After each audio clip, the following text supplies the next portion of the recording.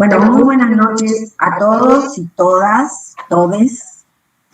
En este espacio de psicoanálisis Los Ángeles Época, que funciona los segundos y cuartos jueves de mes, tenemos hoy el gusto y el honor, las dos cosas, de que nos acompañe Mercedes Miniceli.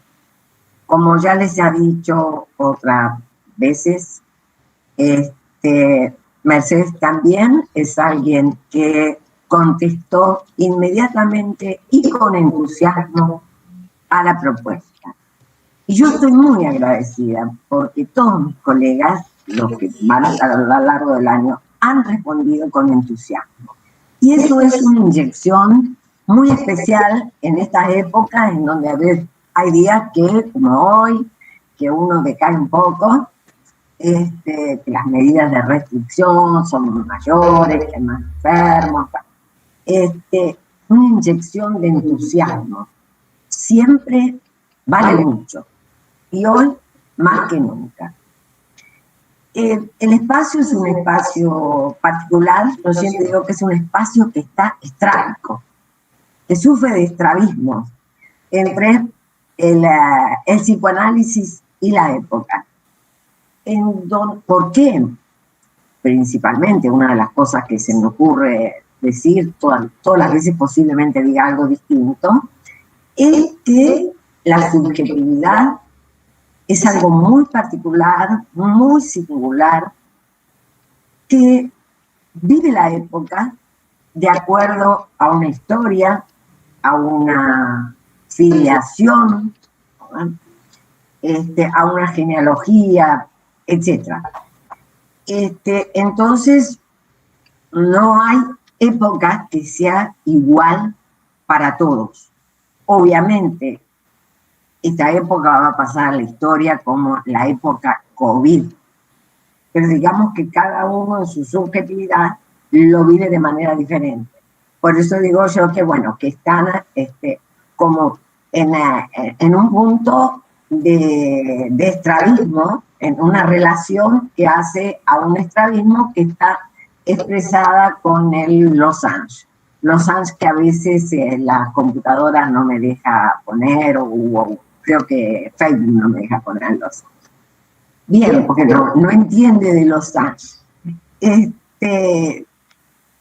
Justamente la subjetividad no se maneja como se manejan los medios audiovisuales, la más media, que va dirigida a todos y que trata de dar el mismo mensaje a todos y que trata de alienarnos al mismo mensaje.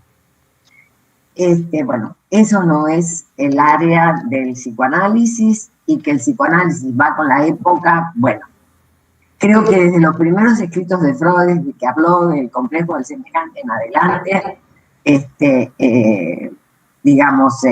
podemos fundamentar diversos motivos por los cuales el psicoanálisis está en relación a la época.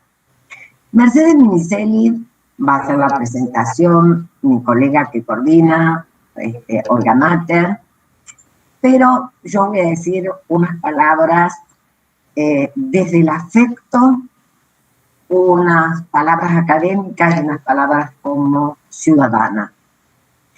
Desde el afecto, bueno, son más de 10 años juntas y la verdad es alguien absolutamente querible, y lo puedo decir así públicamente, es querible. ¿Por qué? Porque es una persona de buena voluntad, y eso es importantísimo.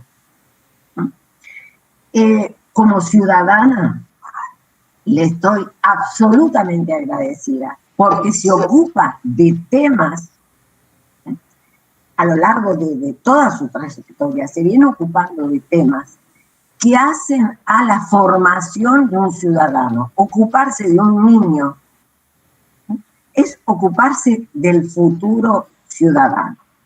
A nivel académico, su trayectoria de investigación es muy importante, sobre todo porque no va saltando de tema en tema, como quien dice, probando la suerte, sino que tiene una línea de continuidad en investigación que eso hace a una de las grandes fortalezas. Bien, Olga, te dejo la palabra. Muchas gracias. Primero, unos breves comentarios. Que tengan apagados los micrófonos y luego de la exposición de Mercedes Minicelli vendrá el espacio de preguntas y comentarios que les pedimos que sean breves, así todos podemos participar. Mercedes Minicelli, postdoctorada, área interdisciplinaria, programa de postdoctoración de la Universidad Nacional de Rosario, doctora en Psicología, Facultad de Psicología, Universidad Nacional de Rosario, licenciada en Psicología, Facultad de Psicología, Universidad Nacional de Mar del Plata, profesora, investigadora y extensionista, Facultad de Psicología, Universidad Nacional de Mar del Plata, docente de posgrado en universidades de Argentina, Brasil, Bolivia, Uruguay, México, Colombia, directora de especialización y maestría en infancia e instituciones, Facultad de Psicología de la Universidad Nacional de Mar del Plata, autora de los libros Infancias Públicas, No hay Derecho, del año 2004, Infancias en Estado de Excepción, Derechos del Niño y Psicoanálisis 2010, Buenos Aires, la editorial Noveduc, compiladora de Infancia e Instituciones y la Infancia en la Trama del Lenguaje del año 2008, Buenos Aires, la editorial Noveduc. Ceremonias mínimas, una apuesta a la educación en la era del consumo del año 2013 por Homo Sapiens. Coautoría Minicelli, Ballarín, Lapugnani, Fraternidades y Parentalidades Malheridas, puntos de encuentro familiar, implementación, abordajes y acciones interdisciplinares, 2018, editorial Homo Sapiens, fundadora y directora de la red interuniversitaria Infeyes, www.psicoinfancia.com.ar, fundadora y codirectora de la revista científica multimedia sobre infancias e instituciones Infeyes RM, www.infeyes.com.ar. Le damos la bienvenida a Mercedes. La palabra. Acá estoy.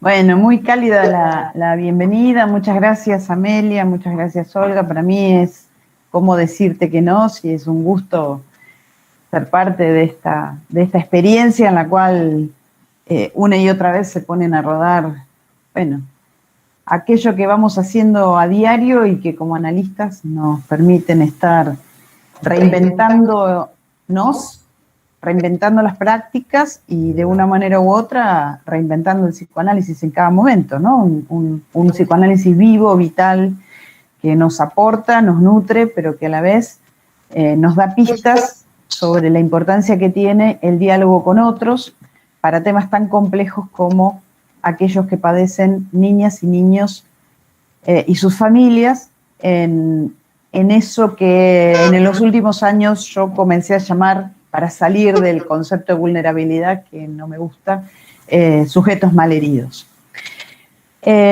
Voy a ver si puedo compartir. ¿Se ve bien? Sí. ¿Me dirán ustedes si se ve bien? ¿Sí? Sí, sí. Bueno, espero que quiero dejar algo asentado desde el principio, y es que no voy a traer ninguna verdad, no voy a compartir con ustedes ningún gran hallazgo, sino que voy a poner a trabajar 3 significantes que me vienen acompañando en los últimos 20 años, que son infancia, derechos del niño y psicoanálisis. Y lo voy a hacer recuperando una frase que me acompaña también hace muchos más años, les diría que desde que descubrí a Winnicott, y de alguna forma es algo así como un pequeño ritual con el cual abro encuentros que me gustan, que es como una especie de apelación, ¿no? hacia esa capacidad poco común de transformar en terreno de juego el peor de los desiertos. Me parece que de alguna manera sintetiza desde qué lugar los convoco a que trabajemos juntos, pensemos juntos, entreguémonos un poco a este devenir de estos tres significantes que en sí mismos son bastante ajenos al psicoanálisis, porque la infancia no es un concepto del psicoanálisis, y derechos del niño tampoco es un concepto del psicoanálisis. Sin embargo, es un concepto que el psicoanálisis ya desde Freud puso a trabajar a través de ubicarlo como adverbio, como adjetivo, de predicar sobre, ¿no? Neurosis infantil, neurosis de infancia, infantil sujeto, sujeto infantil. Y derechos del niño sabemos que es algo que rueda en la cultura. François Dolto tiene un texto hermoso sobre los derechos del niño, un libro que se llama Los Derechos, un capítulo de un libro que se llama Los Derechos del Niño, y es distinto, digamos, vemos cómo logra ubicar en un lugar diferente aquello que el texto jurídico nos enmarca y nos permite dar, ya no solamente de hecho como el psicoanálisis de niños de entonces, estamos hablando de la década del 50-60, ¿no? Del siglo XX, ya no solamente de hecho como el psicoanálisis empezaba a bregar por un lugar, sino de hecho y de derecho, un lugar para que las nuevas generaciones puedan recuperar su voz y su palabra. Cuando preparaba esta exposición, y a lo largo de esta semana que tuve un grado de exposición pública en distintos escenarios académicos que me alegran mucho, pero que también me representan como una revisión, 20 años después de la primera vez en la cual presenté la propuesta de la tesis de doctorado como proyecto, era el año 2000, ubicando estos tres significantes: infancia, derechos del niño y psicoanálisis. Así que, digamos que 20 años después, volvemos sobre el punto, obviamente con un camino recorrido. Si hay algo que en estos años, y a partir del diálogo del psicoanálisis con otros discursos como la lingüística, la antropología, la sociología, la filosofía del derecho, me gusta mucho el trabajo de George Agamben, la infancia es un significante, y cada vez que tratamos de definirla, menos logramos hacerlo, por suerte, y es un significante que está sujeto a variaciones de época, está sujeto a las significaciones que le otorga el discurso social, legislativo, y particularmente el singular biográfico. Digamos que cada vez que nos vayamos a referir a niñas o niños, vamos a estar poniendo en juego a ese significante infancia que nos va a remitir ¿a dónde? Aquello que de lo infantil todavía sigue operando, y bienvenido que así sea, en nosotros. Ahora bien, yo intenté aquí, jugando con el significante época, ¿no? Que le da marco a esta convocatoria, me encuentro con un texto que también fue trabajado hace unos años en un congreso en Montevideo. Es un texto de Agamben que se llama, un libro que se llama La desnudez, y dentro de ese libro hay un pequeño ensayo que se llama lo que habla de lo contemporáneo, y va a contraponer a la época la pregunta por lo contemporáneo. Así que me pareció como muy oportuno poner en movimiento el significante que nos convoca y este otro significante que también habla de algo que muchas veces parece que estamos hablando de lo mismo y sin embargo es algo distinto. Digamos que la época nos convoca en tiempo a la cronología que estamos viviendo. Bueno, hoy es un día muy particular, creo que todos estamos atravesados por las noticias sobre la segunda ola, tercera ola. Ya sabíamos que esto pasaba, teníamos noticias que después de Semana Santa. Bueno, pero es un día donde se anuncian restricciones, se anuncian saturaciones del sistema de salud. Entonces ahí estamos hablando de esta es nuestra época, este es nuestro tiempo. Ahora, ¿pero qué es lo contemporáneo? ¿Qué es la contemporaneidad? Fíjense qué interesante, porque vamos a poder llegar a esta cuestión de la infancia, los derechos del niño, del psicoanálisis, desde un lugar que nos requiere para pensar en clave contemporánea, la época, como analista. Agamben dice que la contemporaneidad es una relación singular con el propio tiempo. Adhiere a este y a la vez toma distancia. Más exactamente es esa relación con el tiempo que adhiere a este a través de un desfase, de un desfasaje y un anacronismo. Con lo cual, hoy en día, si hablamos de algo que no sea de la pandemia, somos políticamente incorrectos. Digamos, no estaríamos acorde a época. Momento en el cual la pandemia nos toma todo el orden de nuestras vidas. Sin embargo, hay una vida que sigue más allá de la pandemia, coexiste con la pandemia, convive con la pandemia, es producto y a su vez efecto. Y entonces, si la infancia es un significante, tendremos que ubicar a la infancia en este devenir de lo contemporáneo.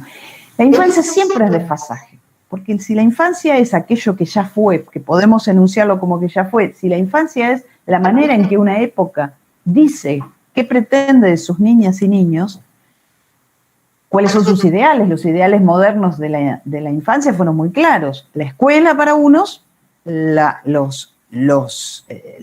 macroinstituciones o el orfanato para los abandonados, la reeducación para los que no estaban en condiciones ni de lo uno ni de lo otro, la escuela con familia, la escuela especial o la reeducación sin familia. Es decir, los lugares estaban muy determinados, pero había un lugar muy claro para los niños. Los niños debían estar en instituciones, unas u otras. Esto fue la ley del patronato, esto fue aquello que marcó un lugar muy claro, muy definido, muy fijado también para las niñas y los niños. Ahora vayamos a los derechos del niño. Todos lo conocen. Digamos que desde la Declaración de los Derechos del Niño tenemos que en realidad la primera declaración es fin de siglo XIX, pero sobre ese momento es como el nacimiento de algo todavía muy incipiente que recién en tiempo de posguerra se instala como un discurso claro. Todos sabemos que los niños tienen derecho a un nombre, una nacionalidad, educación, salud. Pero fíjense una cosa que interesante. Algo quedaba por fuera de esos derechos y es a lo cual Dolto nos puso, ¿no? Dolto, Klein, Manoni, Winnicott, los Aberasturi en nuestro país. ¿Qué hicieron? Nos marcaron el camino de otros derechos también de la niñez. El derecho a fantasear, a jugar, el derecho a la locura, el derecho a la vacilación y el derecho a la verdad. Como nunca se marcó el derecho a la verdad y al hablar con claridad para niñas y niños. También quedó claro que si hablamos de derechos de niñas y niños, tenemos que hablar de exilio. ¿De qué exilio? De exilio de la violencia, del sexo y del trabajo. Esto marca una clara distinción que ya la planteó en su momento Ferenczi respecto del lenguaje infantil y lenguaje adulto. Para el lenguaje infantil, la ternura; para el lenguaje adulto, la pasión; la sexualidad para la infancia, el sexo para la vida adulta. Sin embargo, estas cuestiones bien sabemos que necesitan reinventarse día a día, porque pareciera que esas líneas están muchas veces borrosas y es necesario poder reubicarlas. Fíjense lo que dice en este sentido, ¿no? Con Agamben. ¿Y qué es la contemporaneidad? Sigamos pensando en la infancia, en el devenir de nuestra contemporaneidad para pensar la época. Dice, quienes coinciden de una manera demasiado plena con la época, quienes concuerdan perfectamente con ella, no son contemporáneos, ya que por esta precisa razón no consiguen verla, no pueden mantener la mirada fija en ella. En los últimos tiempos, desde el momento mismo en que se inaugura el tiempo de restricciones por la pandemia, es que vengo pensando cuál es el lugar de nuestros niños hoy. Un año después tenemos que seguir pensándolo y creo que hay una generación a la cual los que somos viejos le hemos pedido, como nunca, que nos cuiden, que renuncien, esperen, que se queden adentro, que cambien de lugar, que la escuela como gran institución que organizó la niñez durante más de un siglo, trastoque su perspectiva, se mude de lugar y evidentemente estamos en este cambio de época ante una contemporaneidad generacional que tenemos que mirar más allá de nuestro presente y proyectarnos a futuro para poder intentar no repetir aquello que es clásico y es histórico, que es la entrega de las generaciones jóvenes por formas de infanticidio que más o menos tolerado han caracterizado todos los tiempos. Esto no lo digo yo, esto ya lo dijo Lois de Mauss, un psicoanalista que discutió con Philippe Arié respecto de su hipótesis sobre la benevolencia de las instituciones de infancia. Entonces, yo me permito decir que estamos ante una oportunidad única, pero también tenemos el riesgo de lo destinal delante de nuestras narices. Fíjense, esta frase es interesantísima. Contemporáneo, a mí por lo menos los invito a ver si comparten que es interesante. Contemporáneo es aquel que mantiene la mirada fija en su tiempo para percibir no sus luces, sino su oscuridad. Todos los tiempos son para quien experimenta su contemporaneidad oscuros. Contemporáneo es justamente aquel que sabe ver esa oscuridad, aquel que está en condiciones de escribir humedeciendo la pluma en las tinieblas del presente. Cada vez que la leo me da una cosa así como de vértigo, ¿no? ¿Qué quiere decir humedecer la pluma, aparte que está escrito de manera hermosa, en la tiniebla del presente? ¿Y qué es lo contemporáneo? Lo intempestivo. ¿Es la pandemia lo intempestivo? No, la pandemia ya no es intempestiva. ¿Es el COVID? No. ¿Las medidas sanitarias? No. Lo intempestivo lo que irrumpe es la incertidumbre del futuro. ¿Qué vamos a hacer? ¿Qué van a hacer nuestros niños? ¿Qué pasa con la socialización? ¿De qué modo se produce? ¿Se produce de la misma forma o no? Le escuché decir a mi nieta algo que me pareció de esas perlitas que lo hablaban contando que habían hablado con otras nenas. Y era que ahora en el jardín se habían encontrado con niños reales, no con niños reales. Y los niños de pantalla no eran tan malos como los niños reales. Fíjense el impacto de la ilusión de ir a encontrarse, pero también la realidad de que hablan. ¿Por qué? Porque la amiguita le había dicho que primero que quería ser la amiga y después que no quería ser la amiga. Entonces, nuestros niños, nuestras nuevas generaciones, están expuestos a algo que es el cuerpo distante, pero el cuerpo que no huele. Ella quería tocarlos, pero una vez que los toca, claro, el toque también es un empujón. Entonces, ellos están con cuerpos con baja exposición al contacto físico, a los olores, a la textura, a la vibración de la presencia del otro. Por eso, los primeros días de jardín, una vez que se recupera la presencialidad, lloraban todos, porque el exceso de presencia, digamos que la pantalla lo que hace es que la presencia del otro sea una presencia imaginaria. Lo tenemos que imaginar. Yo en este momento, si tengo que describir mi percepción en este momento, es una computadora, una camarita, un trípode al lado, un vaso de agua, que de paso voy a tomar un poquito. Una pantalla que me sirve de guión que estoy compartiendo con ustedes. Yo no veo ninguna cara, ningún rostro, por el formato que tiene este compartir pantalla.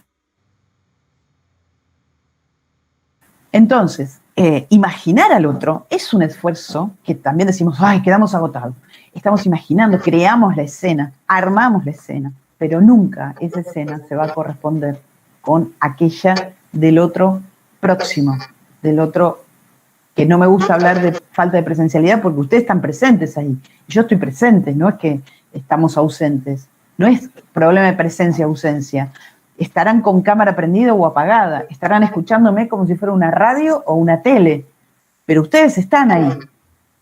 Luego van a hablar, así que me van a hacer una devolución. Los que están viendo por YouTube están, existen. No es una existencia inmaterial. Es la voz que se transporta, es la mirada. Pero una mirada que no tiene la vibración de la exposición a todos los sentidos. Entonces eso implica una exigencia imaginaria muy grande. Que claro, cuando contrasta con la experiencia de lo real, obviamente se va a modificar. Entonces, ¿niñez contemporánea o niñez a la moda pandemia?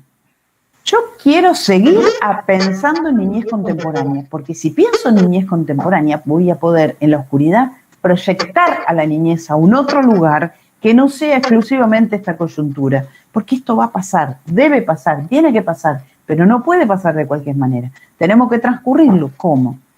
Fíjense que en el 19 de marzo, creo que fue el día que se interrumpe esto, unos días antes ya estaban muy instalado el debate, ¿no?, respecto de las nominaciones. Nos olvidamos de eso ya. No hay más niñeces. Ahora tenemos niños y niñas encapsulados.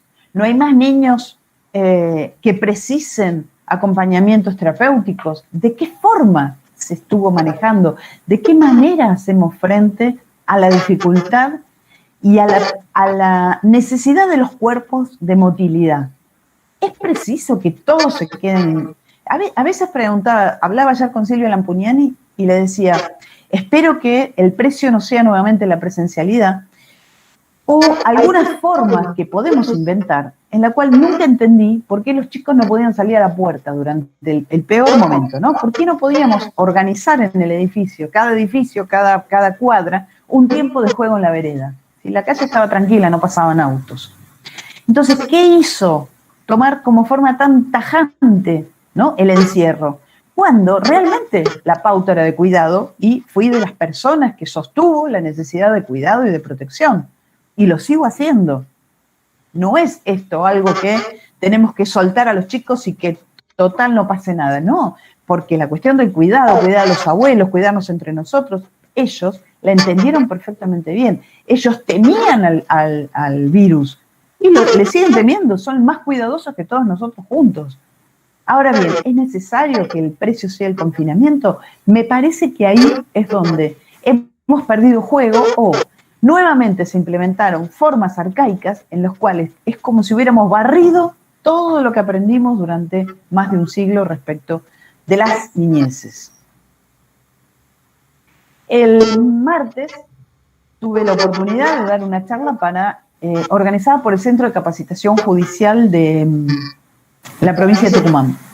Y allí estábamos hablando de las ceremonias mínimas. Bueno, yo hablaba de estos recursos a veces, ¿no?, de seguir más allá de lo que se puede. Y hoy recibí un mensaje media hora antes de llegar y con permiso de su autora, acomodé el PowerPoint porque los quiero compartir con ustedes. Fíjense, ¿no?, cuando a veces nos ponemos a hablamos de las ceremonias mínimas, de lo mínimo, y no nos dejamos llevar por la coyuntura, por esta exigencia pandémica de encerrar el pensamiento y la creatividad, sino que nos abrimos a cualquiera sean las formas posibles de entrar en diálogo, de entrar en comunicación, en donde la presencia fehaciente se hace llegar por la voz, por la palabra, como en otras épocas, como el mensaje, el mensajero, y entonces no hablamos ya de abandono y tampoco hablamos solo de pantalla. Fíjense lo que dice. Este fue un mensaje de WhatsApp. Dice, hola Mercedes, te cuento que desde el lunes los niños del hogar están nuevamente aislados porque una preceptora dio positivo. Y otra vez no se nos permite estar en contacto con ellos. Y el recurso del celular parece un imposible. Ha generado mucha resistencia. Ustedes se imaginan que estamos hablando de chicos que están en un hogar al cual no le van a permitir el uso del celular. ¡Qué absurdo puede manejar esto! Sin embargo, esto que en su momento fue tan desesperanzador, dice, la cosa es que luego de escucharte el martes y que hables de la radio, yo estoy charlando sobre la radio como un recurso de llegada a los barrios, a las zonas más alejadas, a los lugares en los cuales hace falta la alfabetización urgente, no llega la tecnología y que no nos tenemos que quedar en ese punto, ¿no? Sino que tenemos que pensar en cómo han hecho en otros momentos y el lugar que tenía la radio, en la posibilidad de acceso a la cultura, de acceso a un otro lugar en el mundo, del cual los niños tomados de la voz de la radio, el radioteatro, la reunión familiar en torno a la voz, bueno, no todo el mundo tiene Zoom, ni tiene Meeting, ni tiene Webex, ni nada de eso. Sin embargo, la radio llega a todos lados. Entonces, bueno, yo les estaba contando esto, dice, luego de escucharte el martes que hables de la radio, se me ocurrió una idea súper trillada, pero que en este año entero ni se me había cruzado por la cabeza. Lo que nos hubiera servido, fíjense lo que es, ¿no? Cuando que nuestra mirada queda obnubilada por aquello que a lo mejor está a la vista de todos y no se ve. Desde ayer le empecé a mandar cartitas a los chicos. De a poco les voy escribiendo a cada uno. Es psicóloga que trabaja en un equipo, en un hogar. No importa de dónde, quiero despersonalizarlo. Le empecé a mandar cartitas a los chicos. De a poco les voy escribiendo a cada uno, contándoles lo que está pasando, dándoles las respuestas que la semana anterior les había prometido a algunos, que era averiguarles sobre sus situaciones, avisándoles que sus familiares o postulantes a la adopción ya saben que ellos pueden mandarme las cartas a mí, dejarlas bajo mi puerta por la tarde, porque así pueden circular por el pasillo de las oficinas cuando ya nos fuimos, contándome lo que quieran y dándome mensajes para sus familias. La recepción fue maravillosa. Hoy me encontré con cartas en donde me daban las gracias por avisarles, contarles, y a lo lejos del pasillo, cuando me venía a pasar, el resto empezó a preguntar a los gritos cuándo llegaban sus cartas. Te lo quería compartir porque ese martes, mientras te escuchaba, me sobrevino la idea. Fue como, sí, qué buena idea, me dio Mercedes. Yo no le di la idea. A ella se le despertó la idea, ¿sí? ¿Y por qué se le despertó la idea? Porque pudo habilitarse a otras formas para dar lugar a qué quiere decir escuchar a niñas, niños y adolescentes. No es consentirlos, tomarlo a la letra de manera exclusiva, es poder ubicar aquello que le hace, que va a enlazarlo, va a permitir también tener su lugar y hacer que se sienta acompañado. Y esto nos lo enseñó Freud, cuando relata que este relato que hace, en donde le pide a un niño, ¿no?, al adulto, que le hable, aunque sea en la oscuridad, porque de esa manera no se siente solo. Entonces, la pandemia introduce una peculiar discontinuidad en el modo en el cual a lo largo de los últimos siglos las niñas y niños se enlazaron con otros niños. Generación, ahora ¿con qué nos encontramos? Con una generación que no tiene ideales para ellos. La modernidad tuvo ideales, que sea grande, que sea doctor, que sea médico, odontólogo, después fracasaba, pero no importaba. Había ideales, había que vaya a la universidad, estudiás o trabajás, algo tenés que hacer. Hoy en día estamos como impávidos ante las nuevas generaciones, cual si no se pudiera aprender nada de ellos, ni siquiera que se hagan grandes. Es una generación, como les decía, que debe resguardar a los mayores. Una generación donde los lazos y los vínculos posibles son por pantalla, son intermediados, juegan en red, se organizan. Eso lo hacen de maravilla. Están inventando el mundo que van a habitar, que no es un mundo conocido por nosotros. Nosotros lo estamos descubriendo. Ellos son nativos en este mundo. Entonces, también nos pasa que la pandemia nos introduce una peculiar discontinuidad en el modo en el cual los analistas ejercemos nuestras prácticas, también con niños. Desde el punto de encuentro familiar, espero tener tiempo porque les quiero, para los que no lo conocen, les quiero mostrar un pequeño videíto institucional. Durante todo este tiempo estuvimos reinventando formas de contacto de los chicos con sus mamás o con sus papás a través de videollamadas, y para eso hubo que hacer una recreación lúdica. ¿Cómo haces para tener un chico sentado delante de una pantalla para hablar cuando no habla? Bueno, entonces, ¿cómo jugar? ¿Qué juegos hacer? tarea hermosa que vienen desarrollando colegas jóvenes que están en el equipo, con mi conducción, ¿no? De por dónde va la cosa, por esta ubicación de los significantes, de a qué juego podemos jugar, a qué juego no. Sin embargo, pero las que sostienen las videollamadas son ellas, Fátima, Rocío. Entonces, infancia y pandemia es entre el destino y la oportunidad. El destino está como cantado para muchos si no hacemos algo. 50% de la población de niñas y niños de nuestro país está por debajo de la línea de pobreza. Es un dato terrible, terrible. La mitad de la población quiere decir que los viejos nos vamos a ir muriendo y ellos van a ser el 100% en cierto momento. Entonces, ¿se imaginan que esto es devastador? ¿Cómo frenamos esta cuestión? De la misma manera que lo hicieron en otros momentos, cuando fuera por la industrialización, por los cambios que hubo momentos en la historia en los cuales los adultos salieron a sostener a los niños, a darles lugar. La experiencia de los kindergarten fue esa, la experiencia de los jardines de Froebel fue esa, que de hecho es el preámbulo de lo que luego fue la escuela moderna. Entonces, entre el destino siniestro y la oportunidad, estamos nosotros para recrear una y otra vez, por ceremonias mínimas, estas prácticas. Bueno, ¿y entonces dónde está el consultorio? Claro, no sé dónde está el consultorio. Yo estoy pensando, ahora en mi consultorio tengo guardada la bici, por ejemplo, porque hace 1 año y pico que no lo uso. No lo uso de esa manera. Lo uso para dar clases, lo uso para la atención clínica, sea por cámara o por teléfono. Sigo sentándome en mi sillón, pero el consultorio, eso llamado consultorio, en donde era importante qué cuadrito podíamos en la pared, en este momento eso está en otro lado, porque no es que no existe. Vuelve la pregunta, ¿hace falta consultorio para ejercicio de psicoanálisis?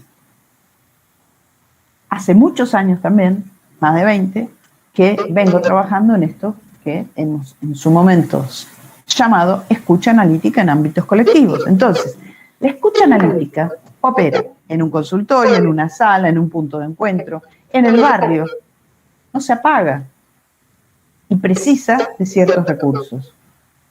En principio, que todo análisis que hagamos respecto a las intervenciones se ubiquen en el campo de la reflexión ética. Eso es indudable. Se me pasó no, acá lo tengo. Se me borró la diapo, en la cual planteaba justamente esto. ¿Dónde está el recurso? ¿Qué es lo que nosotros tenemos? La transferencia. ¿Cómo seguir sosteniendo transferencias por los medios con los que contemos? Cualesquiera ellos sean. Cualesquiera ellos sean. Y esto es muy importante que podamos encontrarlo, ¿no? Cualesquiera ellos sean, no significa que vale todo. Cualesquiera ellos sean significa que la transferencia tiene que tener su marco. Y ese marco lo vamos a inventar acorde a cada ocasión. Que ese marco, que la transferencia se va a sostener, sea por un texto, por un audio, se va a transmitir en un video, se va a sostener como se pueda. Pero sin transferencia no hay posibilidad alguna de ningún tipo de intervención. ¿Podemos los analistas hacer todo? No, claro que no. Van a aparecer las transferencias de trabajo, el diálogo con otros, como el sostén fundamental para que la posibilidad de otras lecturas y otras miradas sean las que valen. Durante estos últimos años, 7 particularmente, vengo así, ¿no? Me estoy poniendo vieja, será que venimos contando los años como de a muchos. Hoy con Amelia contábamos cuánto hacía que habíamos estado en Vietnam. Pasaron como 10 años. Todo es así, 10, hace 15, hace 20. Ni que decir... tuve una propuesta de atender a un otro problema, ¿no? Que también termina vinculando infancia, derechos del niño y psicoanálisis, que es el de los niños alejados de familiares por distintas razones. Niños no convivientes con sus familiares que de una manera u otra se requiere un espacio neutral para el encuentro. Claro, en ese camino aparecen muchos problemas en los cuales es fundamental que los analistas nos ocupemos. Que no ceder ese terreno, ¿no?, para otras prácticas, porque hay muchas otras prácticas, sea en el campo psi o no, y también hay psicoanalistas que tienen que formarse en ciertas advertencias, porque también sucede. En cuanto a las demandas que desde distintos sectores le piden, ¿no?, o se pide respecto de revinculaciones, procesos de adopción, de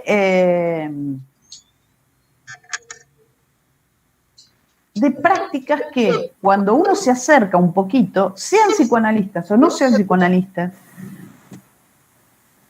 regresan principios o formas que nos retrotraen no a la época de los derechos del niño, sino que nos retrotraen a formas conductistas, nos retrotraen a una manera de pensar la infancia como niño cabeza hueca.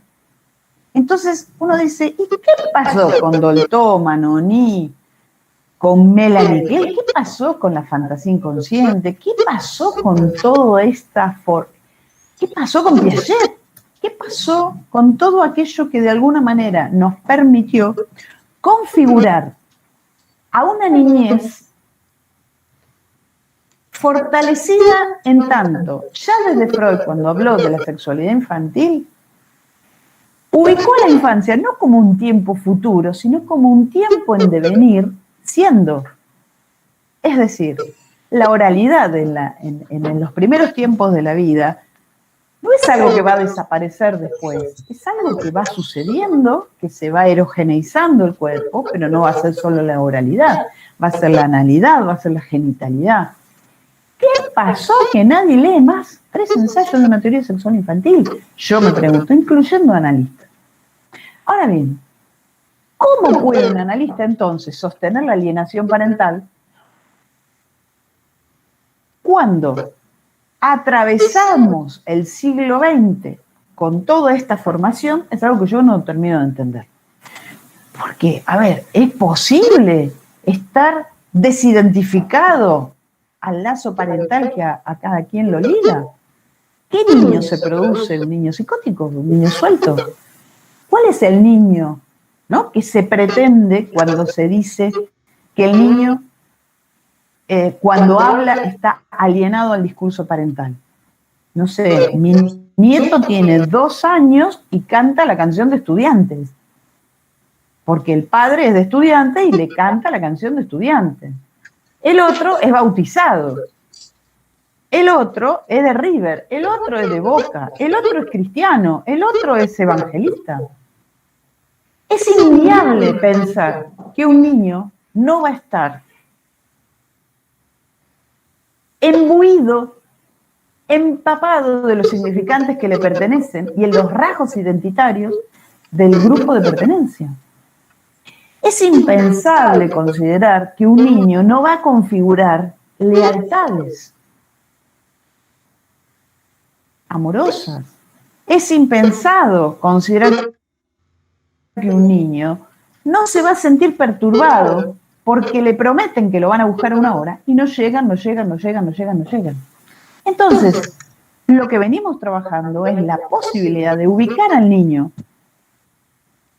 en una operación de escucha que permita dar lugar a su palabra, pero no en la literalidad de lo que dice.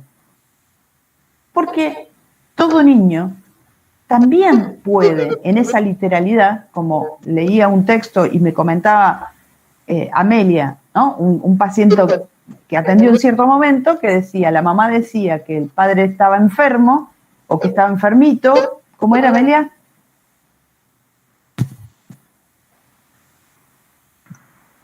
Me dice, estuve con mi papá al fin de, pero no estaba enfermo. Yo digo, ¿y enfermo por qué? Porque mi mamá dijo que mi papá es un enfermito. Claro. El enfermito de tu papá. Bueno, fíjense, es hermosa esa, gracias, es hermosa ese relato. ¿Por qué? Porque el niño no queda pegado. La mamá dijo, pero él observa y dice, pero no estaba enfermito, ¿no? Entonces, en ese interjuego, alienación, separación, se va configurando. Un niño no es solo lo que los adultos le decimos.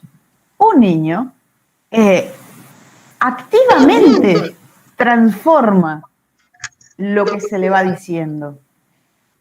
Al chiquilín de Tomás, el otro día con un audio, también tiene 2 años, tengo 2 nietos de 2 años, distintos, no mellizos.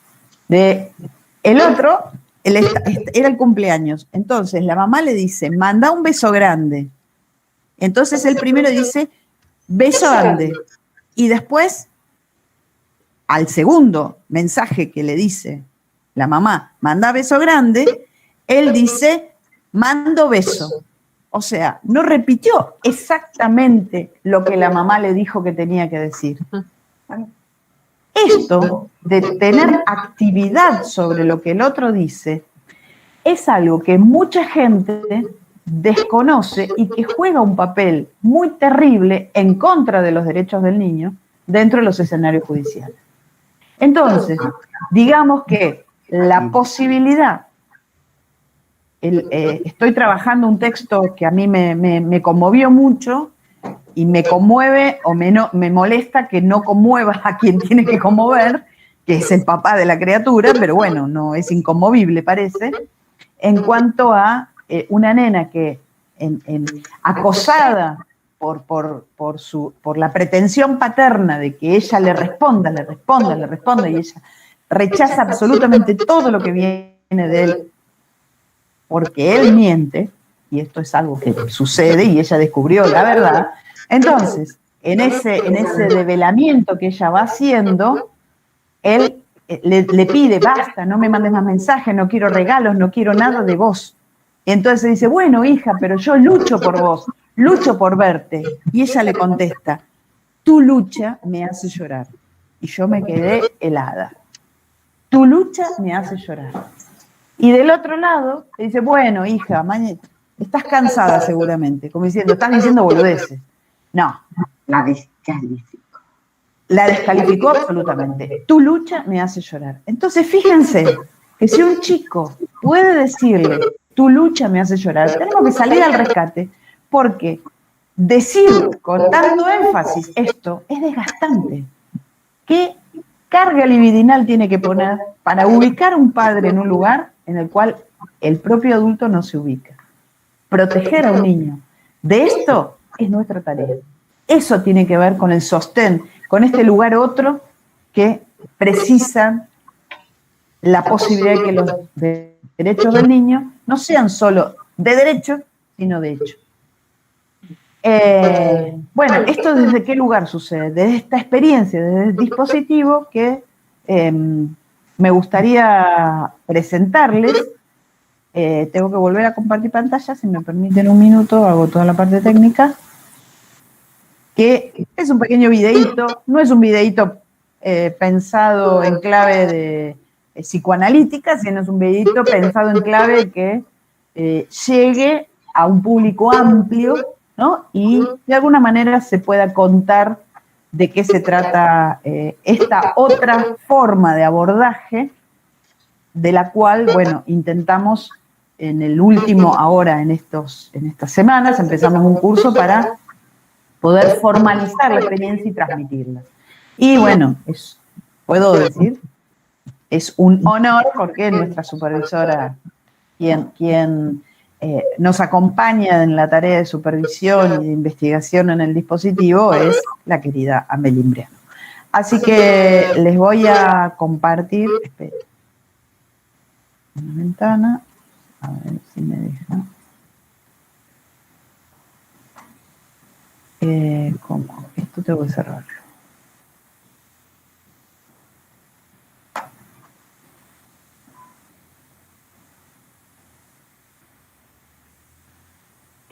Algo estoy haciendo mal. Presentar. Toda tu pantalla y yo pongo acá. Ahí está. ¿Lo ven? Todavía no, Pero se ve la pantalla de... todavía no. ¿No se ve la página de psicoinfancia? No, pero suele ir lento. Vamos a ver. Ah, ahora sí, se veía. A ver, avísenme cuando está que lo empiezo. ¿Se ve un logo? No. ¿No se ve un logo de punto de encuentro familiar? No, todavía no. ¿Por qué no se ve? A ver qué estoy haciendo mal.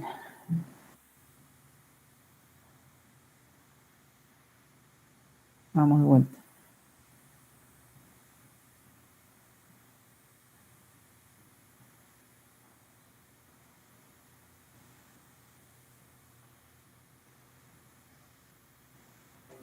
Ahora. A ver. ¿Y ahora? Ahora va. ¿Se ve la página de psicoinfancia? Sí. Ahora sí.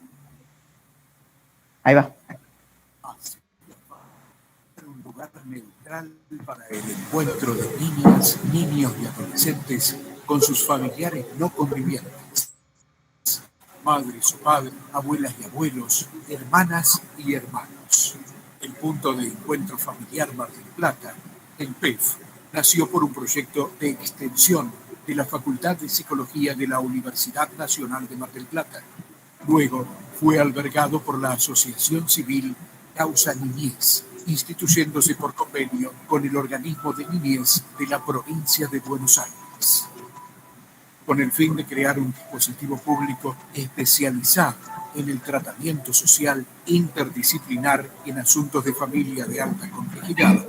Desde el año 2013 fueron realizadas múltiples reuniones intersectoriales, creándose condiciones de posibilidad para constituir al PEF como lugar de abordaje de historias complejas, contribuyendo a la pacificación del litigio. Para el PEF, cada caso es una historia atravesada por el dolor, el sufrimiento.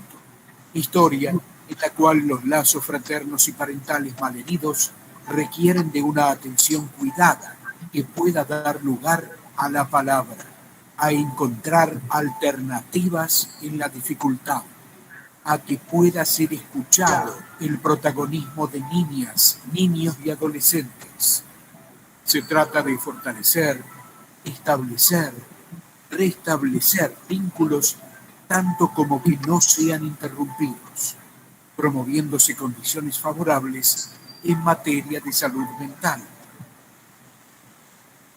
La investigación universitaria respalda la acción interdisciplinar del PEF, convirtiéndolo en un centro de formación y atención en salud para aquellos casos críticos para instituciones clásicas, entre otros, hermanas y hermanos adoptados por distintas familias no convivientes, hijas e hijos separados de madres o padres por alguna imposibilidad para la crianza, niñas y niños que temen ir al encuentro de aquellos progenitores alejados, distanciados o desconocidos, así como aquellos que necesitan tener pasajes de cuidado pacíficos entre progenitores separados o en litigio.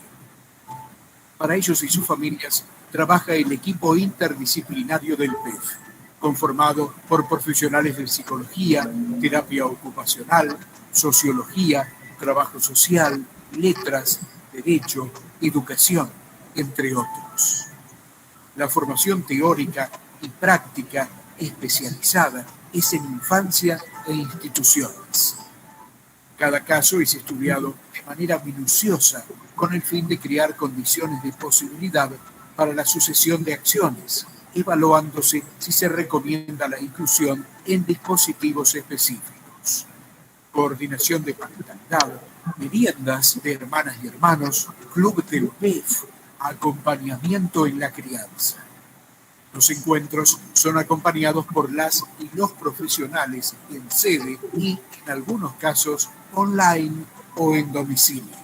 Los pasajes de cuidado de un progenitor al otro son intermediados. La crianza es acompañada por una metodología que propone lo necesario para cada caso, entendiéndolo único. Múltiples fueron los acontecidos desde su fundación. Mamás y papás recuperaron el contacto con sus hijos. Hermanas y hermanos siguen manteniendo un vínculo, aunque convivan en distintas familias. Abuelas y abuelos, tías y tíos que ayudan en la crianza, acompañan el encuentro con mamás y papás intermitentes. Niñas y niños se vieron fortalecidos en no consentir violencias.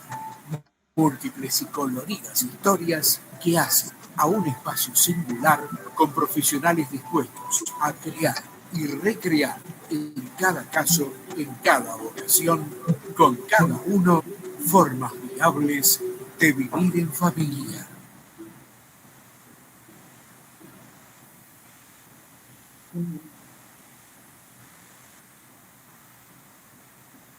Bueno, yo dejaría aquí para abrir a comentarios, preguntas, ¿sí? Y en todo caso retomamos.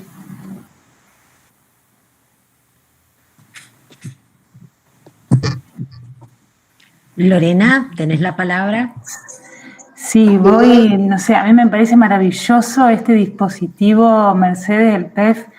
Me parece como que está entre el patronato que siempre está presente en la sociedad y el paradigma de derechos, el cual, viste, siempre están tensionándose, y como que esto que bien decías vos, entre el destino y la posibilidad, creo que el PEF está ahí en el medio buscando la oportunidad. No sé, me parece maravilloso. En Santa Fe, ciudad, no está eso. Y yo que trabajo, claro, y yo que trabajo en el hospital de niños y siempre estoy en esa tensión, no tenemos un PEF. No, todavía no, ojalá en unos años esto podamos dar cuenta de otras prácticas, ¿no? A partir de esta metodología que se llama PEF. Están pasando cosas interesantes en ese sentido, porque hay mucho interés en que el PEF sea un espacio, en este espacio de formación se están produciendo investigaciones de distinto orden, ha sido espacio de prácticas de doctorado, entonces va produciéndose un efecto, ¿sí? Tanto como en las carreras de especialización y maestría en infancia e instituciones producen hay una ruptura en la manera de encarar a eso llamado infancia. Creo que para los analistas también tiene que haber, para los analistas de niños, este dispositivo te parte la cabeza porque te permite mantener una conversación con una nena, por ejemplo, hace 3 meses atrás, en la cual ella sostenía que quería una familia sin hermanos. Entonces, bueno, yo siempre cuando un chico dice algo le pregunto, ¿y qué querrá decir eso que dice? Porque nunca es lo que nosotros suponemos que el niño dice con lo que dice. Entonces, en ese caso, ella decía que quería una familia sin hermanos. Yo sabía que tenía 5 hermanos, pero ella supuestamente se refería, es más, fueron a, entre comillas, devolverlos al juzgado. Entonces, le digo, bueno, pero a ver, contame, ¿cómo te imaginás vos una familia sin hermanos? No, porque yo tengo hermanos. Bueno, entonces me cuentan los hermanos. Le digo, bueno, y acá yo me encontré diciendo algo que hace unos años atrás nunca me hubiera imaginado que podía llegar a salir de mi boca. Digo, bueno, pero a ver, hermanos tenés y vas a tener siempre. En todo caso vas a cambiar de padres, pero no de hermanos, porque tus hermanos existen. Ah, me dice, tenés razón, pero estos padres no son tan malos. Bueno, ¿y entonces qué hacemos? No, ¿sabés qué pasa? Que mi hermanita más chica, ¿cómo tu hermanita más chica? Sí, se llama fulano, tiene 1 año y medio. Yo no sabía que tenía una hermanita más chiquita, que todavía, entonces dice, ¿por qué ella está con ellos? Está con ellos, ¿me entendés? ¿Con ellos quiénes? Con, bueno, la que fue mi mamá. Y le están pegando igual que me pegaban a mí. Y yo no puedo dormir a la noche pensando en eso. Entonces, cuando un chico de 9 años, una nena, se te planta delante y te dice, es una apelación al otro, ¿no? De, ¿qué hago con esto? Entonces digo, bueno, ¿te parece que hable con la jueza, que averigüe? Por favor, te lo pido. Le digo, no. Y se arrodilla, porque aparte es una dramaturga importante, ¿no? Se me arrodilla delante y me dice, por favor, te lo pido. No, le digo, no te arrodilles, no tenés que arrodillarte. Vos me estás pidiendo algo, bueno, vamos a ver qué es lo que podemos hacer. Semana siguiente ya le había averiguado. Y la tranquilidad que ella tuvo, en donde se vehiculizó su palabra, su inquietud, esto no es la primera vez que me pasa con los chicos. La preocupación por la fraternidad, la preocupación por los hermanos. Y sí, me acuerdo de relatos de migrantes europeos, o de dónde estaba la familia que quedó del otro lado del océano, ¿no? Cuando no había cartas, cuando a lo mejor se enteraban 2 años después, si estaban vivos, si estaban muertos, dónde estaban. Entonces, recuperar otros saberes nos abre a otra escucha, en la cual, en clave de infancia, derechos del niño y psicoanálisis, tenemos un universo por aprender.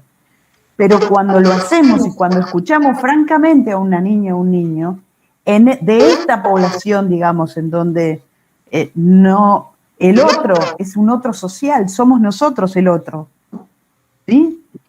Nosotros ocupamos el lugar del tesoro de significantes. No hay un único, no hay una mamá o un papá o una única abuela, abuelo, y entonces está, como decía Dolto, encerrado en los lazos familiares. Dolto advertía sobre el riesgo de la endogamia. Dolto no era partidaria de la familia moderna porque decía que se encerraba todo. Ella en La causa de los niños habla, y es muy interesante, ¿no? Lo que nos plantea para poder tener otra escucha de estos casos. Entonces, cuando ellos dicen, en realidad, a mí lo que me pasa es que yo estoy preocupada por saber de mi hermano, en otro caso me pasó que estaba preocupada por saber qué había sido de la vida de sus hermanitos, y nosotros sabíamos que sus hermanitos estaban muertos, porque habían muerto en manos de sus padres, de los padres biológicos. Entonces, por eso se había dado la adopción, pero toda la búsqueda, todo el trabajo de encontrar, el trabajo del juzgado también, ¿no? De disponerse a no hacer de esa tragedia, porque era una tragedia, un desaparecido, permitió ubicar la sepultura, que eso fuera una noticia y que ella pudiera enterrar a sus muertos. Entonces yo creo que tenemos tanto como, ¿no? Como que, no sé, yo estoy aprendiendo mucho con esta clínica que abre a otro horizonte, que no es una clínica convencional. Algunos dirán, bueno, esto no es clínica. Bueno, es como si fuera un debate que es interesante tenerlo, pero no me va a definir en que voy a seguir haciéndolo de esa manera, porque esto de hundir la pluma en las tinieblas del presente, ¿no? Me parece que eso es algo que es muy contundente. De la misma manera que en su momento Lacan se animó al trabajo con la psicosis, creo que recién ahora nos estamos animando a un trabajo con la niñez de un orden distinto. Bien, tiene la palabra María Alejandra Porras. Amelia, tenés cancelada la cámara. Bueno. ¿Ahora? Ahí se ve. No. Bueno, Mercedes, agradecerte la exposición, ¿no? Realmente me parece súper rico esto que traías ahí en todas, ¿no? Digamos, esto de ser tan generosa con tu experiencia. Y como decías un poco hasta en el ejemplo de Agamben, cuando hablas de lo contemporáneo, de lo difícil que es estar a esa altura, ¿no? Lo vimos con él mismo también, cuando salió, cuando hay que hablar en el momento, ¿no? Porque es esta cuestión de la valentía de un analista, en tu caso, de asumir los riesgos, ¿no? Porque esto es lo que se ve en tu posición, ¿no? Una posición de analista que uno dice que realmente lo que transmite no es que estás en esa cuestión de, bueno, a ver quién tiene la posta o la ultísima enseñanza de no sé qué autor, sino decir, bueno, ¿qué hacemos con el psicoanálisis, ¿no? ¿Cómo lo ponemos en juego? Arriesgate esto, tips, creatividad, ¿no? Por eso esto de ofrecer, bueno, yo pude hacer esto, mostrás ese ámbito de lo posible, siempre, ¿no? Desde que te he acompañado con Ameria en todos congresos, allá en Mar del Plata, en Santiago del Estero, es decir, eso marca tu posición y realmente es muy rico, que es lo que decía un poco Juan Carlos, la otra conversación, cuando decía, bueno, la riqueza de los psicoanalistas argentinos, ¿no? Eso no pasa en todos lados, y me parece que tenemos la suerte de poder dialogar con alguien, ¿no? Que está puesta en juego de esta manera, así que, bueno, para mí es un honor, es un placer escucharte, y que realmente, bueno, todo esto pueda ser, como decimos, cada vez llevado a más lugares, ¿sí? Así que, bueno, muchas gracias por toda la exposición. Y esto, me encanta esto. Gracias, Ale. Que realmente tiene un deseo, ¿no? Eso es lo que está en juego en toda tu transmisión. Así que te agradezco un montón siempre. Gracias. Rocío Pérez dejó un comentario por el chat. ¿Querés tomar la palabra? No. Comentar.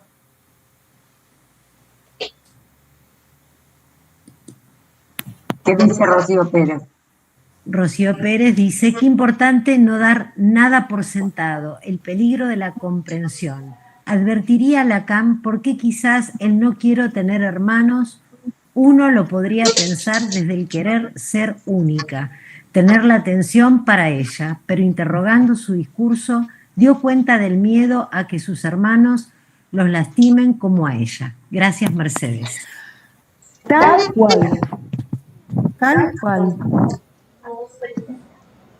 Siempre hay que dar.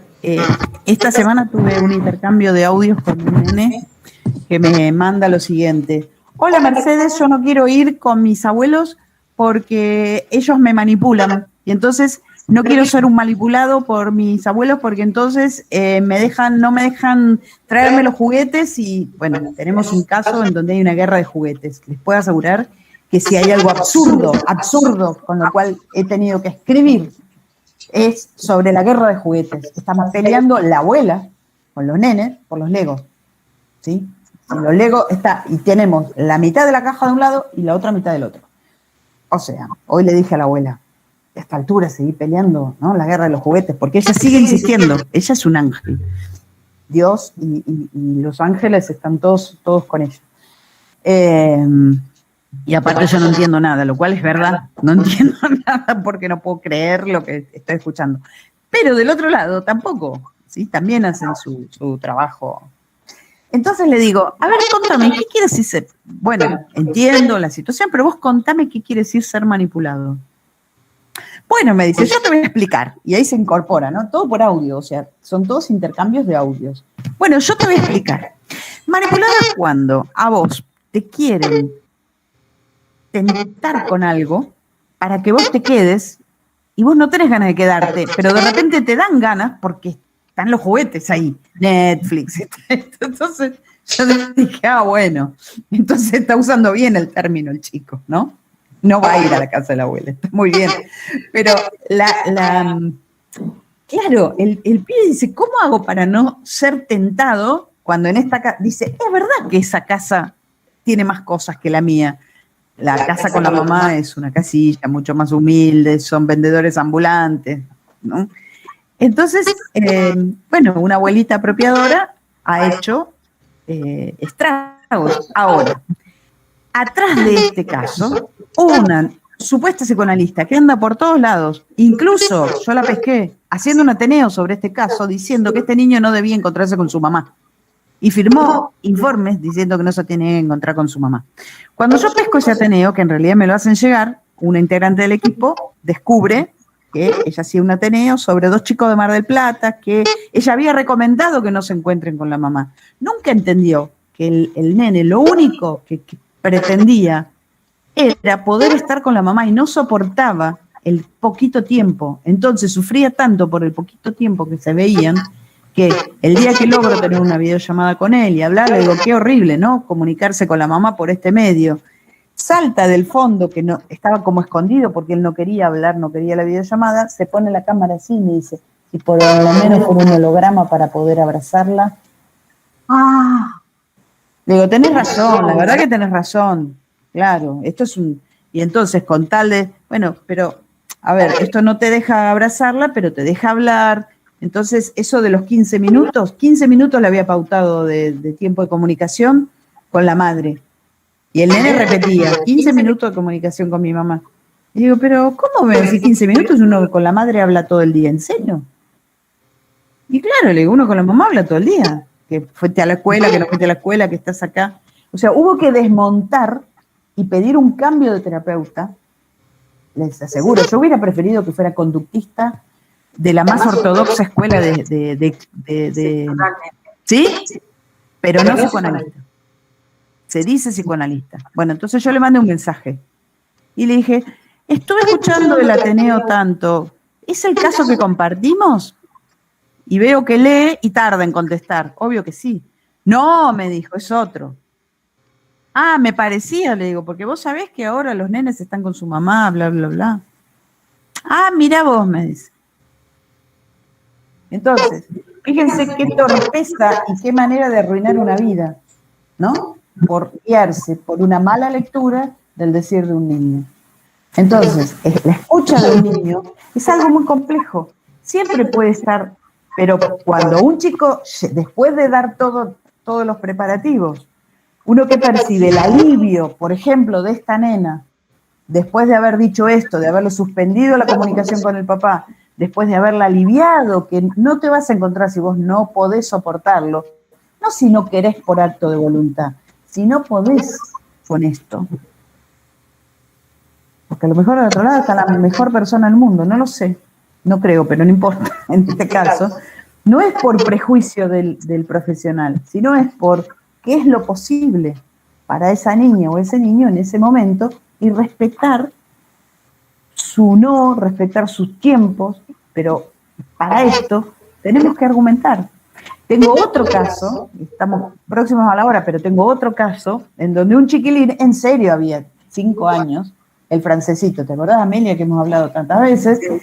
Este niñito sí había logrado, se manejaba todo el mundo y manejaba el sistema, y un día dijo que en el juzgado, en el hall del juzgado, que si no le daban unos caramelos, le dice a otra nena que le iba a dar un cachetón. Entonces, rápido se acerca alguien fuera de contexto y le dice, ay, ¿por qué decís eso? ¿Alguien te dice eso a vos? Pregunta estúpida, nunca le pregunten eso a un niño. Y el niño dijo, sí, mi papá. Se armó un lío, un tole que ni les cuento. Suspendida las visitas, encuentros, qué sé yo. Bueno, ¿qué había pasado? Francamente, el padre, el chico se había mandado había escupido en el piso y el padre lo borró así y le dijo, no hagas eso. Y el otro se fue ventaja. Pero un chico no tiene conciencia de las consecuencias jurídicas de algo que dice. Él lo dice. Entonces no es un manipulador, como dicen, es un niño cuya palabra es palabra impune, porque no tiene por qué saber qué efectos judiciales tiene algo que dice. En todo caso, uno sanciona, no digas pavadas, esas cosas no se dicen, uno le enseña. En estos casos no se le enseña. Se despliega un aparato judicial que, confundiendo maltrato con un dicho de un niño a ver qué reacción provoca el otro, produjo un desastre, con mucho sufrimiento de todos, por la mala lectura. Bueno, yo tengo escrita, más o menos creo que tiene 20 carillas ese informe, en el cual tomé el texto de Freud, Pegan a un niño, y le argumenté a la jueza por qué en ciertos casos en donde estaba descartado, ojo al piojo, porque Freud lo dice, tomé 6 casos en los que estaba descartado que hubiera habido maltrato real, dice Freud. ¿Sí? Un niño se vive pegado, obviamente. Después sabemos que es la constitución del fantasma, el fantasma masoquista, ya lo sabemos. Pero hay un punto en donde un niño se vive pegado, se vive maltratado por un sistema que lo maltrata y actúa en razón de esto. Entonces, poder diferenciar qué dice un niño cuando dice lo que dice es fundamental. Es fundamental. En otro caso, la madre lo había agarrado de las orejas a un grandulón de 9 años, corpulento, que no se quería bañar, y el niñito quería volver con su papá porque había tenido un hermanito, bueno, toda una historia. Entonces se encuentra con el padre en el poco tiempo que tenía con el papá, un padre muy sordo para con su niño, también en esto fue sordo. Entonces iban en el auto, siempre la escena era él en el medio, yo me lo imaginé la escena en su momento, el padre y la madre, y en el medio, entonces iban charlando entre ellos, no le daban bola, y el que dice, hola papá, bueno papá, tengo que decirte algo, papá, bueno ahora, papá, tengo que decirte algo, mi mamá me maltrata, Cuando dijo mi mamá me maltrata, el padre frena el auto, ¿cómo? Sí, mi mamá me maltrata, mucho me maltrata. ¿Qué hace el padre? En lugar de decir, a ver, ¿qué te hizo tu mamá? ¿Qué pasó? Se fue a la comisaría de la mujer y hizo la denuncia. Cuando el chico se da cuenta de esto, entra en pánico, pero sostiene lo que dice. No es que se rectifica. Entonces sostiene lo que dice y la culpa lo mataba. Entonces no quería verla a la madre porque pensaba, la madre me va a matar de verdad. Porque cuando se entere, bueno, entonces hubo que despejar todo esto y la culpa que tenía este chico. Y no tenía que ver con el maltrato materno, tenía que ver con la relación con el padre, no con la madre. Fue una apelación a que este hombre se hiciera cargo impresionante. Es más, el padre, entre sus dichos, le había dicho, una frase que tenía es, entre tu mamá y yo nunca hubo relación. Entonces, en sus crisis, porque una vez que se devela todo esto, entra en crisis, pero crisis muy, muy bravas, unas crisis de angustia terribles, terribles. No había cómo pararlo, porque entre que la culpa lo estaba matando y las fantasías le brotaban, pero Klein en un poroto. Les puedo asegurar que era... Entonces de repente dice, ¿por qué vos te imaginás? Si entre ellos nunca hubo relación, ¿yo de dónde salí?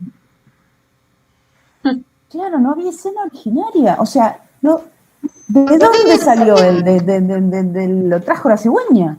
No podía. Entonces le digo, bueno, pará, si es por eso, 10 minutos entre... ¿Sí? ¿Cómo que no hubo relación entre tu mamá y tu papá? No, porque mi papá dijo que entre ellos nunca hubo relación. No, le digo, a ver, lo que quiso decir tu papá, entonces le vestí toda la escena, que no fueron novios, no se casaron, pero hubo relación, porque si no vos no hubieras existido, aunque sea 10 minutos en su vida, se amaron lo suficiente para que se juntaran las semillitas. Si no, vos no estarías acá en este mundo. ¿De verdad me lo decís? Obvio, le dije. Y se compensó. Y a partir de ahí tuvimos otra escena. No era un psicótico, ¿sí? Pero fue un niño descompensado por dichos que él no podía asimilar. Entonces, la literalidad para un niño es el infierno. Sacarlos de esa literalidad, instituir el orden mítico, aunque sea alguna vez, qué sé yo. De hecho, era una pareja que habían tenido 18 años de amistad, con derecho a roce.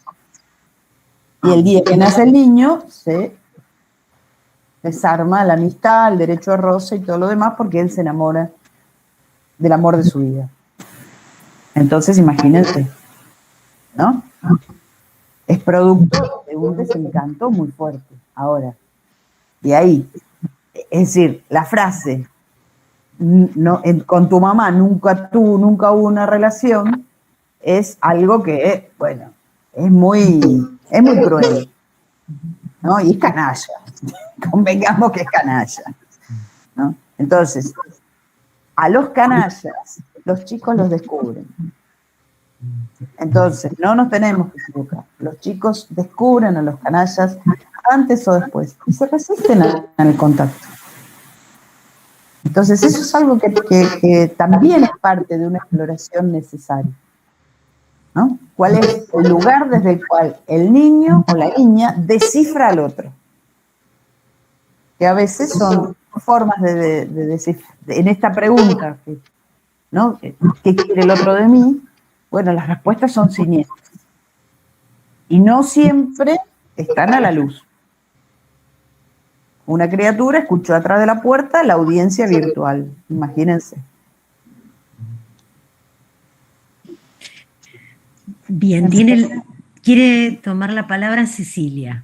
Y Amelia, discúlpame, Cecilia, Amelia. Mercedes, no, yo quería hacerte bueno, hubo varias cosas que me interesaron mucho, pero para no alargar, algún comentario en relación al caso anterior que habías hablado, de lo que se escuchó y no se escuchó de un niño, o se cerró la significación, digamos, como quieran pensarlo. Digamos, lo que me queda en el tintero ahí es justamente quienes trabajamos, bueno, en esto, revisar la práctica todo el tiempo, digamos, ¿no? Porque, digamos, uno puede, me parece, y dónde está puesto el deseo de analista ahí, ¿no? Digamos, me parece que este es un tema que, más allá donde uno escuche, en el consultorio, afuera, digamos, en extensión, digamos, dónde está puesto el deseo del analista, me parece que es fundamental en cualquier tipo de trabajo, ¿no? Y como que en este caso, en el anterior, que es como que queda, digamos, parece que ahí no hay, no se revisa, ¿no? Que nos puede pasar a cualquiera, digamos, que algo no escuchar, digamos, no. Bueno, lo que pasa es que son casos, te agradezco, Cecilia, el comentario, porque son casos que no se pueden trabajar solos. Uno no puede trabajar solo. Porque hay que, para descifrar al niño, yo no te puedo decir las largas conversaciones, a veces por agotadoras, conversaciones por WhatsApp, dijo, con la psicóloga que lo atiende, con el otro, se reconfigura lo que antes era, no, es mi paciente, ¿no? Se reconfigura y se arma un discurso a ser develado, ¿no? Porque a veces los chicos, a uno le dice una cosa, a otro le dice otra, a otro le dice otra, a otro le dice otra. Entonces uno queda cuenta, mirá, este nene a la mañana dice una cosa, a la tarde dice otra, dale la libertad de ser un niño que piensa y varía de opinión. A la mañana quiere, al mediodía se le fueron las ganas y a la tarde le volvieron, ¿sí? Pero esa es una concepción de infancia. Distinto del lenguaje adulto en el cual uno le pide al adulto un compromiso que él lo mantenga. En cambio, a un niño vos no le podés pedir que te diga si quiere vivir con los abuelos o no, porque a la mañana tiene ganas, al mediodía se acordó que la abuela le dijo y a la tarde se le fueron las ganas. Entonces, uno tiene que evaluar, se puede, no se puede, ¿qué pasa? Gracias. Entonces, no. Pidió la palabra Federico. Bueno, en principio, Mercedes, te quería decir que me encanta la forma y las palabras tuyas verdaderamente es una polenta que afirman y dan ganas. Sí, realmente. Hay una diferencia entre enunciar y denunciar. ¿Sí? Son dos momentos. Y a su vez, la familia de él ya está rota. No es que se va a romper, ya se rompe. Porque cuando se transgrede la ley fundamental, en este caso la prohibición del incesto, ya no es el hermano, es un flaco que se olvidó que era el hermano. Porque hay cosas que entre hermanos no suceden. Entonces lo emparejó, lo puso como partener. Con lo cual la familia ya está rota. Entonces, acompañar el momento de ya está enunciado. ¿Cuándo y de qué manera sale del consultorio? Es algo que lo tiene que decidir él. Porque mientras se haya suspendido el contacto, es decir, mientras no esté sucediendo, no esté sometido nuevamente a esa exposición, hay tiempo. Si vos me decís que el pibe vive en la casa, que está ahí, que todas las noches corre el riesgo, no. Mira, te recomiendo, hay un texto en el libro de Infancia e Instituciones de Silvia Fendrick, en el cual me apoyo para decirte esto. Ella lo dice respecto del padre. Dice que el incesto es imposible porque cuando un hombre transgrede esa ley, se destituye como padre. Cayó, no es padre, es un hombre. O sea, se convierte ¿sí? De padre en hombre, y por eso es. Con lo cual, el incesto es imposible porque el hijo, o el niño, o la niña, queda a resguardo, porque puede sancionar al hombre y puede preservar la función en otros. Eso se puede ejercer a partir de otros. Cuando esto sucede con un hermano, en términos de rivalidad, sometimiento, seguramente vas a tener mucho para trabajar, ¿no? En lo que significa, lo que le ha significado para él como posición pasiva ante otro varón, porque en el momento que lo abusó, dejó de ser hermano. No, un hermano no hace eso, un hermano tiene dos caras, la rivalidad, pero cuando te estoy por matar, te rescato. Es amor-odio, ¿no? Es la rivalidad fraterna. En el momento donde alguien te va a hacer algo o te va a querer lastimar, yo te rescato. Cuando eso no sucede, ya no es un hermano, es un rival. Fuera. No es un hermano. Un hermano no te hace eso. Entonces, en la medida en que vos puedas darle esa enunciación, le vas a dar la ley y lo vas a instalar en que el hermano será lo que será, pero es un hermano, no lo hace. Lo abrís al mundo de la fratria como algo posible. El texto de Silvia Hendrick. Sí, está. Se llama exactamente. Espera.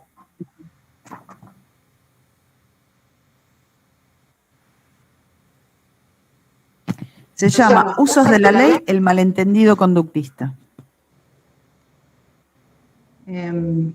Sobre lo que los niños pescan, ¿no? Pescan del discurso del otro, lo que entienden, y también cómo nosotros los analistas podemos escuchar eso, ¿no? También como literalidad a veces, o como demanda, ¿no? Yo... ¿Tengo el micrófono? Sí. Sí. Yo también lo que quiero destacar del PEF es que es interdisciplinario y que eso ayuda a que nadie quede encapsulado en el psicoanálisis, sino que haya diferentes lecturas, diferentes perspectivas, que me parecen muy interesantes. Qué sé yo me estaba leyendo los otros días y decía, qué interesante, no sé, un programa de meriendas de hermanos. Pueden estar solos o pueden estar acompañados, pero qué interesante escuchar ahí, ¿no? Ya de por sí el programa es una intervención sobre los niños. Exactamente, pero no está planteado en esa clave. Este martes tuvimos un cumpleaños, toda una celebración de cumpleaños, en la cual vinieron los abuelos de un lado, los abuelos del otro, pero fue una intervención que circunscribió a todos de sus pretensiones en favor de, bueno, un festejo de cumpleaños. Entonces hubo al menos un rato familiar en donde no fueron las pasiones las que gobernaron, sino el juego, el baile con los nenes, que la torta, que yo hice, ¿no? Dejar una marca de que hubo, al menos por 2 horas, una otra posibilidad familiar cuando vienen así aguerridos para querer matarse los unos a los otros y tenemos todo intermediado. No podían juntarse y nosotros teníamos toda la hipótesis de conflicto que sabíamos que si iban a la casa de uno, a la casa del otro, se iba a armar en tole-tole, porque son todos apasionados y todos tienen la verdad. Y gozan con eso. Entonces, bueno, aquí la idea no es que ellos puedan entender sus gozos y sus sombras, sino encontrar las maneras en donde culturalmente algo lo acote. Entonces, todas son experiencias que recrean la vida. Se trata de recrear la vida cotidiana con la mayor cercanía posible. ¿Por qué? Porque en general son chicos multiintervenidos, son familias multiintervenidas, están hartos y ninguno tiene demanda ni de psicología ni de análisis, menos de análisis. Entonces no les importa, no quieren y son rechazados por los analistas porque dicen, no vengo porque me mandan, no hay demanda. Y claro, no hay demanda. No, porque ellos lo que quieren es la venganza, o quieren que la otra se dé cuenta, o quieren recuperar a los hijos. Son problemas políticos, sociales, digamos, ¿no? Sí. Entonces, ¿qué puede hacer un analista? Creo yo, crear condiciones de posibilidad para que ellos mismos puedan ir encontrando sus recursos. A veces más, hay mucha intervención, hay mucho acotar. La otra vez discutíamos sobre si había que bloquearlos o no. Sí, hola, espero que esta vez sí me escuchen, no como la vez pasada que no me escuchaban. ¿Sí me escuchan? Te escuchamos, Enrique. Ok, bueno, yo es un comentario, voy a tratar de ser muy breve y es con base a mi experiencia. Yo estoy en México y bueno, cuando hablaste sobre lo contemporáneo, yo tengo como un conflicto, no sé si sea como muy personal y bueno, y parte de mi práctica basada en el psicoanálisis, pero acá en donde estoy, en la ciudad de Puebla, como que lo contemporáneo en la psicología radica más, ¿no? En la psiconeurología, en estas prácticas nuevas donde abordan a los pacientes, a los niños, pero desde lo conductual, desde lo neurológico, desde la medicalización, ¿no? Y digamos que el objetivo tendría estaría en relación a modificar la conducta y de una manera breve y rápida, ¿no? Eso sería lo contemporáneo, como lo moderno. Eso sería la época. Eso sería la época. Exactamente, sí. Y a diferencia, el psicoanálisis sería como una cuestión de viejo, obsoleto, que, bueno, una persona lo comentó en la sesión pasada, algo de esto también se percibe aquí en Puebla, como algo que no funciona. Sin embargo, siguiéndote, y también a través de la lectura de Luciano Lutero y de Pablo Pevsner, coincido mucho contigo, ¿no? En la escucha del niño, y no solamente del niño, sino también de los adolescentes, donde a través de la escucha, pues digamos, es una forma para ellos de elaborar como su universo simbólico, lo que atraviesan, lo que están pasando, ¿no? Sin embargo, con estos enfoques de época o contemporáneos, pues es algo que se pierde, pero es lo que rifa, lo que más se demanda, ¿no? Por lo menos desde mi práctica, desde mi experiencia, donde yo estoy posicionado, ¿no? Entonces, esto es lo conflictivo para mí. Sin embargo, pues a través de la lectura, de asistencia a seminarios, etcétera, o sea, cada vez enfatizo más, ¿no? Que como que no se da lugar a que el lenguaje, la palabra, elaborar algo a través del campo de la palabra, eso no tiene nada que ver con la época, ¿no? O sea, no es que sea viejo, obsoleto, contemporáneo, nuevo, ¿no? Eso es contemporáneo. Bueno, ahí está, ahí es donde hay en México distintos sectores y lugares, y sí, obviamente, está todo muy tomado por las neurociencias y demás, por todo lo que es conductual. Mirá, me estaba acordando, en Sinaloa, estuve hace unos años, y yo daba un seminario en la Universidad de Sinaloa, en un aula era infancias en estado de excepción, y enfrente era sobre sexualidad, y en el medio, todo el pasillo, estaba el Kama Sutra empapelado en las paredes, ¿no? Porque eran clases de comportamentales. Entonces la sexualidad era una cuestión de comportamiento y de posiciones. Y tenías todo el Kama Sutra. Entonces yo decía, ¿quién va a venir acá? Bueno, pero hubo un montón de estudiantes que vinieron a escuchar, a hablar de infancia e instituciones. Y del otro lado, claro, de acá eran 80, ponele, y del otro lado eran 600. ¿Sí? No importa. No importa, somos minoría, lo fuimos y lo vamos a seguir siendo. Pero lo importante es que te puedas reunir con otros así, ¿no? Que puedas pensarlo, encontrarte con otros. Hay gente en México muy interesante como para poder entrar en otros enlaces. Hay gente en Guadalajara que es muy piola. Bueno, ir entrando, ¿entendés? Ir creando redes pequeñas o más grandes que hoy Internet... Y bueno, hundir las plumas en las tinieblas del presente y hacer lo que se puede. Pero igual, como psicoanalistas, siempre vamos a estar en minoría, por suerte. Claro. El miércoles, ayer, Al mediodía fui al Malva, que hay una exposición dedicada al psicoanálisis. No, exactamente no fue lo que esperaba, pero no importa. Encontré algo interesante, que era en una revista de divulgación, tipo de divulgación para las mujeres, tipo como si hoy dijéramos para ti, decía 1946, el psicoanálisis ha muerto. Claro. Yo me reía, bueno, 1946, bueno, todavía seguimos esperando que muera. Claro. Bien vivo está, por eso creo que quizás la apuesta al PEF también tenga que ver con esto. ¿De qué manera nos hacemos presentes en el sistema, ¿sí? Sin renunciar a nuestras prácticas, pero tampoco vendiendo psicoanálisis? Exacto. Acá nosotros no vamos a hacer escuela psicoanalítica, vamos a atender problemas concretos de los niños. Luego nos reunimos y ¿de qué manera lo conceptualizamos? De esa. Es más, que todavía no tuve ni oportunidad de comentarle a Amelia, recibí una invitación esta semana que Rochi me ha gastado, no te puedo decir cuánto, porque me invitan a publicar en la Enciclopedia de Salud Mental. Entonces me dice, te convertiste en enciclopedia, boludo. O sea, Roche es mi coequiper, ¿no? Entonces me dice, estás vieja, te convertiste en enciclopedia. ¿Saben quién la dirige? La Fundación Aguilé. Entonces digo, se equivocaron.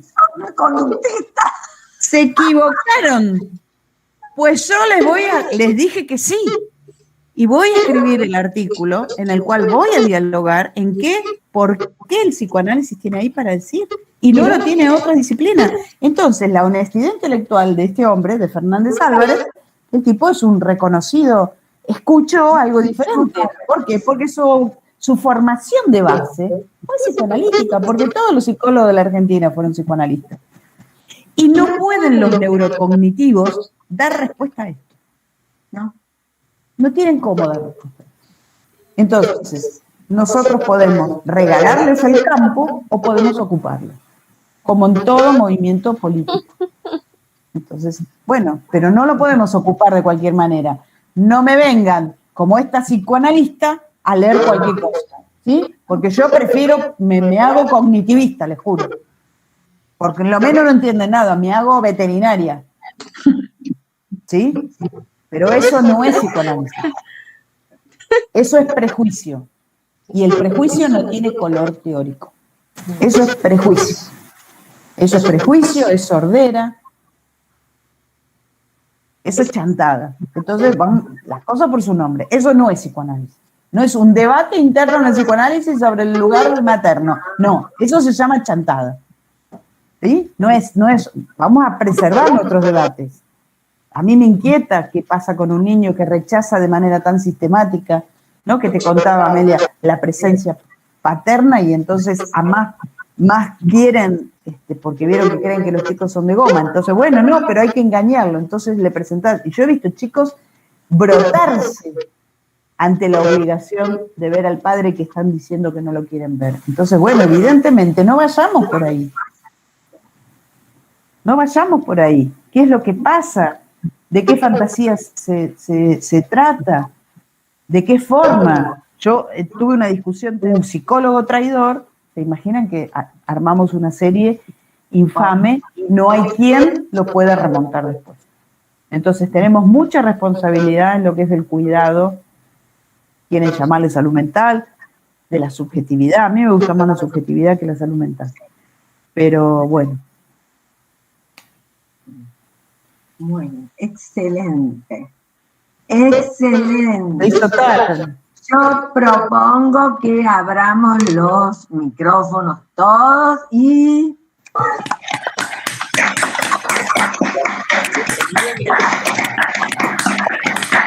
Muchas gracias.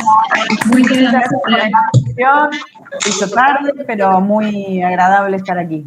Así que bueno. Muchas gracias, Mercedes. Gracias.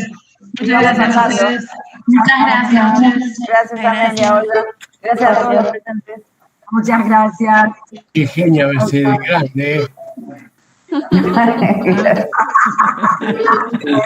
Sí, sí. Sí, sí. Vamos, vamos.